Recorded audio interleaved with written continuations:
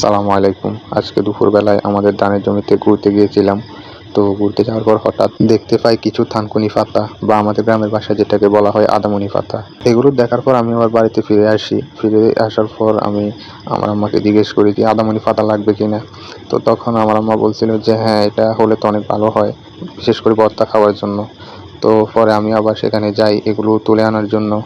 গিয়ে এখান থেকে একটা একটা করে সবগুলো আমি তুলে নিয়েছিলাম।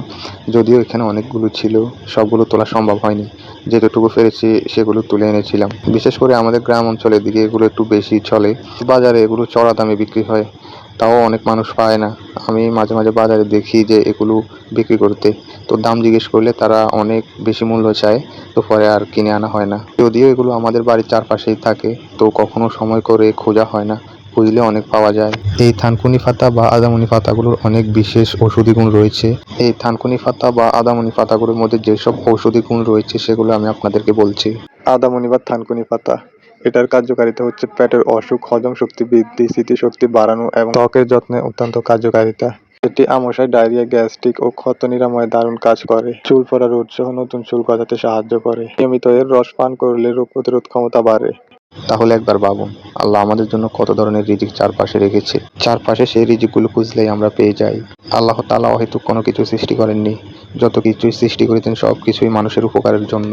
যেমন এইসব পাতাগুলো থেকে মানুষ অনেক ধরনের ঔষধি গুণ পেয়ে যায়। যদিও এখনকার মানুষ ঔষধ এবং ডাক্তারে বেশি বিশ্বাসী, যদি তারা চায় প্রাকৃতিকভাবেও নিজের অসুস্থতা সারাতে পারে।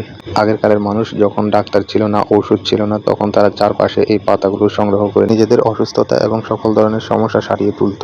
অসুস্থ হওয়ার পর প্রথমে ওষুধ না খেয়ে অন্তত একবার হলেও এই পাতালতাগুলো দিয়ে নিজের চিকিৎসা করা উচিত। ওষুধের মধ্যে সাইড এফেক্ট আছে, কিন্তু এই পাতালতাগুলোর মধ্যে কোনো সাইড এফেক্ট নেই। সকল নবীদের জামানায় তারা এইসব পাতালতা নিজেদের চিকিৎসার কাজে ব্যয় করত। তাই আমাদের সকলের উচিত চারপাশে পড়ে থাকা উপকারী এই উপাদানগুলো নিজেদের কাজে ব্যয় করা। প্রাকৃতিক এই উপাদানগুলো ব্যবহার করলে মানুষের আর এত বেশি ওষুধ খেতে হতো না। তাই আসুন আমরা প্রাকৃতিকভাবে আমাদের নিজেদের অসুস্থতাগুলো সারিয়ে তুলি এবং প্রাকৃতিক এই ওষুধগুলোকে সঠিক মূল্যায়ন করি।